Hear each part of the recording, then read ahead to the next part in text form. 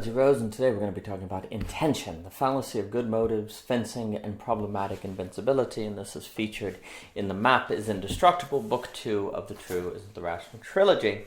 So the paper is going to be following the method like on love, which is asking for kind of like isolating the meaning of a term. The methodology is also used in the paper on beauty. And the idea is if you can use the terms love and like interchangeably, then we really can't say that love as a concept independent of like needs to be defended and explored. And so we go through the paper saying, okay, well, you know, if love means X, Y, and Z, then it means like. And so it's not an isolated term and therefore might be better to get rid of because it causes confusion. And, you know, you follow this kind of method of trying to isolate the meaning of the word to show that it is clearly signifying something of importance. And so, like, there's this question of what is intention as opposed to motivation? Because if you intend to do X instead of are motivated to do X, what are we trying to say? Well, it's almost as if we're trying to say that intention is a higher form of motivation. Like it's not happenstance motivation. It's not just eating a sandwich or something. It's more like intentional. It's more chosen. It's more of a chosen motivation. And thus it is more likely to say something about the person. It is more likely to be a reflection of who they are. Now, this paper is featured in The Map is Indestructible, which has a lot to do with the questions of ideology. And one of the concerns is that intention, in meaning this, can be used in service of ideology or to defend ideology. Because also we tend to do this thing where we say, oh, they had good intentions, therefore it almost like justifies the action even if there's a bad outcome.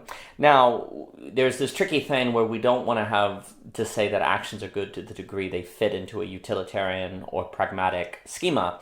But there also is a problem in saying that actions are good or bad based on intentions.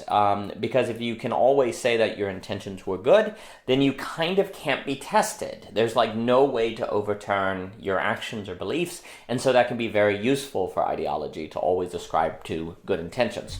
Furthermore, it doesn't seem like you can use the phrase good intention in a notably meaningful way, and this gets back to what we were saying about the method of the paper, because all intentions are good intentions. This is the point that is brought up regarding St. Augustine all the time in O.G. Rose. I think it's very important, because if you intend to do X, then you think it's good to do X. It's impossible to intend something, and especially as a conscious motivation, as a chosen motivation, and you not think that it's good to do.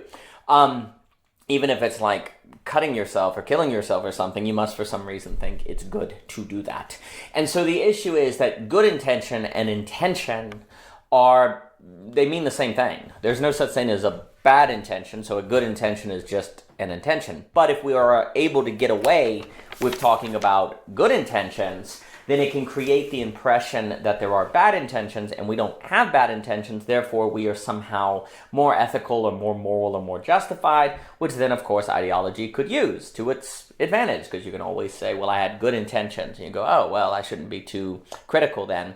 And so that's a way that ideology or people can justify themselves that is questionable, because if all you do is say, well, yeah, of course you had good intentions, everyone does, then ascribing to intention as a justification becomes a lot more questionable. It doesn't seem to be a good heuristic. Instead, you instead need to pay attention to the unfolding, the results, how it affects people, the holistic impact, which again is not reducible to a utilitarian calculus, but you're going to be much more interested in the fruits, which is a biblical term. What are the fruits?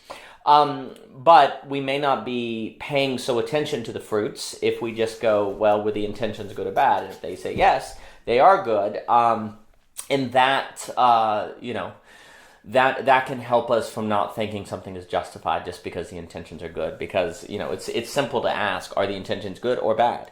But to watch and experience an entire unfolding of a life and all of the fruits, that's a much more complicated endeavor that might require a lot more training. And if we don't have that training, perhaps because we've been disabled, like Ivan Illich talks about, from thinking abstractly, then this may result in us falling back on questions of intention to determine rightness or wrongness, because what else can we do?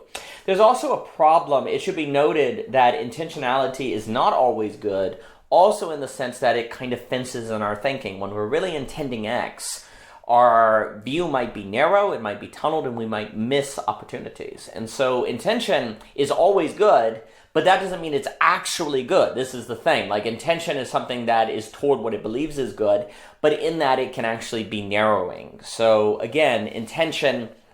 And then, of course, there is the entire history and phenomenology of intentionality, which gets us into a whole ball game that this paper is not talking about so much. But we really have to rethink intention. But right now, where intention is more, dare I say, an ethical question, a social and political question than it is, say, a phenomenological question, it becomes very useful for ideology because it can always defend itself by its intentions and thus put itself above critique.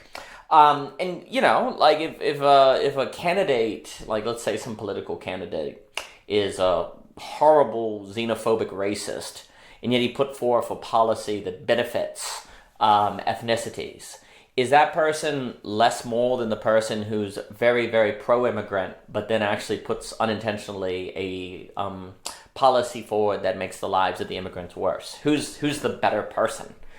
I mean, that's the thing, right? It's not so clear. Now, I'm not saying that's okay. It's okay for the person to be a xenophobe, but you can. There are possibilities where a person's intentions may actually not lead to a bad outcome or a good outcome, either way. So then the question is, to what degree do intentions matter at all? We really should just pay more attention to the unfolding, to the outcome, to how it goes through the world. And if we don't, well, then there are things like, so for example, let's say you're a Republican, you believe that Republicans are good, and you face a Democrat. Well, the Democrat almost will always have bad intentions, right? Because they're going to have democratic intentions. Just like for the Republican will always have Republican intentions, and for the Democrat, that is bad intentions. And if bad intentions are real, then you'll say they're bad people. But if instead you say, well, they have intentions, or Republican intentions, and all intentions are good intentions, oh, Republicans are doing what they think is good, I'm doing what I think is good, well, maybe I'm wrong. Maybe they're wrong. We need to talk about it. So the other thing that ends up happening is everyone who doesn't think like us has bad intentions, basically. And if they have bad intentions, they're bad people, and they can't be reasoned with, so they have to be shut down. So that's, that portrayal of the other is very useful to ideology to preserve itself and to keep itself alive. So again, the kind of association of bad intentions as a valid heuristic is quite dangerous and really, really favors ideology. And at the end of the day, we can't even know intention with certainty, right? Only kind of guess at it. So to use it as such a powerful basis for discernment can be very risky.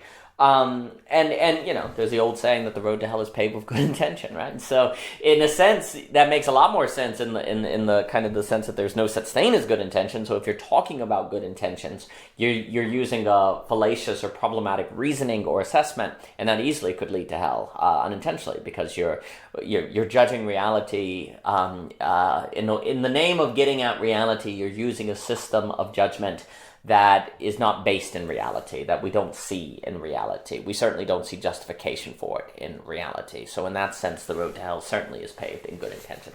More can be said. The paper is featured in the map is indestructible, and we have to view intention as potentially helping ideology so that we can get better at what exactly intention is, how it should be considered in our thinking, and if it instead should be more discussed as agency, an expression of agency, and what does that mean about human beings more ontologically. But that will get us into other questions. For more by O.G. Rose, please visit ogrose.com, Twitter, Anchor, Instagram, so on and so forth. And thank you so much for your time.